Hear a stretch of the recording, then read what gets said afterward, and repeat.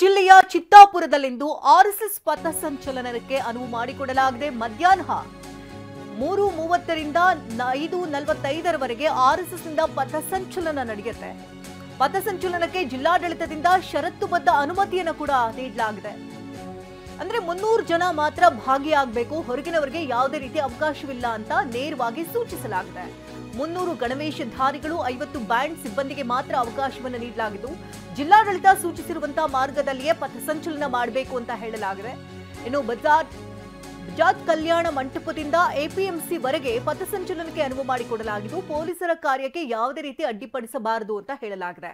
ಇನ್ನು ಯಾವುದೇ ರೀತಿ ಅಹಿತಕರ ಘಟನೆ ನಡೆದರೆ ಇದಕ್ಕೆ ನೇರ ಹೊಣೆ ಆಯೋಜಕರೇ ಅಂತ ಹೇಳಿದ್ದಾರೆ. 1.5 ಕಿಲೋಮೀಟರ್ ಪಥಸಂಚಲನವನ್ನ ಮಾಡಲಿದ್ದಾರೆ ಗಣವೇಶಧಾರಿಗಳು. ಪಥಸಂಚಲನದ ಹಿನ್ನೆಲೆಯಲ್ಲಿ ಪೊಲೀಸ್ ಬಿಗಿ ಬಂದೋಬಸ್ತ್ ಕೂಡ ಮಾಡಿಕೊಳ್ಳಲಾಗಿದೆ. ಇನ್ನು ದೃಶ್ಯಗಳಲ್ಲೂ ಗಮನಿಸ್ತಾ ಇರಬಹುದು, ಚಿತ್ತಾಪುರ ಆರ್ಎಸ್ಎಸ್ ಪಥಸಂಚಲನ ನಡೆಯುವಂತಹ ಜಾಗದಲ್ಲಿ ಈಗಾಗಲೇ ಹೈ ಅಲರ್ಟ್ ಕೂಡ ಆಗಿದ್ದಾರೆ. ಹೆಚ್ಚಿನ ಪೊಲೀಸರ ನಿಯೋಜನೆ ಕೂಡ ಮಾಡಲಾಗಿದೆ. ಮಧ್ಯಾಹ್ನ 3:30ರಿಂದ 5:45ರವರೆಗೆ ಆರ್ಎಸ್ಎಸ್ ಪಥಸಂಚಲನ ಮಾಡೋದಕ್ಕೆ ಜಿಲ್ಲಾಡಳಿತ ಈಗ ಷರತ್ತುಬದ್ಧ ಅನುಮತಿಯನ್ನ ಕೊಟ್ಟಿದೆ.